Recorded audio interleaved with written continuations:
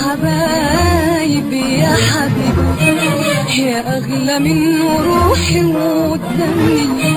عمري ثم عمري لحد آخر يوم في عمري. A little bit of Monica in my life, a little bit of Erica by my side, a little bit of Rita's all I need, a little bit of Tina's what I see, a little bit. جبت هديه لماما؟ لا. يخص عليك يا ليلى، اسكت. جبت هديه لبابا؟ ولا بابا. جبت هديه لمين؟ سمير. عليكي بكام؟ بصي هو ب 400 حاجه، بس انا هات 250 اللي كانوا معايا. ومين اللي كمل؟ هي قالت هتكمل، هي ما هتلبس الباقي لاخواتي يعني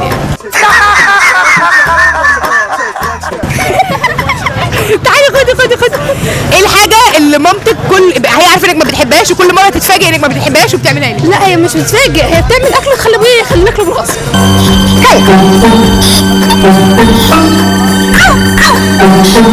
بتقول ايه؟ انا ما سمعتش. بتقول لي بصوت عالي كلي عشان يخلينا ناكله، عشان لو اعترفت يروح مزعق. لو اعترضت يا بابا مش عايز اكل بيقول لك ايه؟ قربي كده عشان الكلب يجيبني من شعري.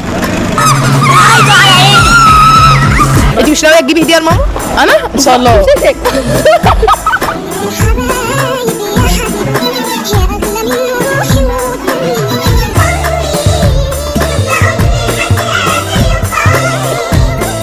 طيب بمناسبة عيد الأم كلمني عن مامتك.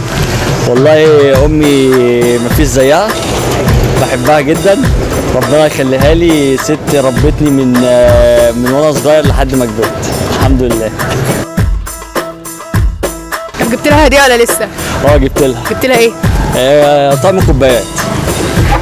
والله العظيم طلعنا كده 3 اخوان ومراتينا. هجيب لها ايه؟ يعني مش عيب حد، انا اسفه شحط زيك كده يدخل على مامته بطقم كوبايات؟ والله السنه اللي فاتت جبت لها صينيه، فالسنه دي قلت انوع، جبت لها طقم كوبايات. حياة النبي محمد دي اللي هتجيب لي جلطه، ما حد هيجيب لي جلطه غير دي. جبت ايه لحماتك في عيد الام؟ جبت لها هديه وماما هديه. انا ما سالتش. طب انت جبت لماما؟ الاثنين.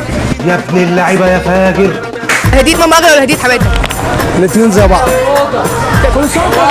حبيب قلبي هنيمه واجيلك. تحب تقول ايه لمامتك في عيد الام؟ كل سنه وانت طيبه يا ست الكل. جبت لها هديه؟ لسه هجيب لها النهارده. قالوا لها ايه النهارده؟ جلابيه مثلا.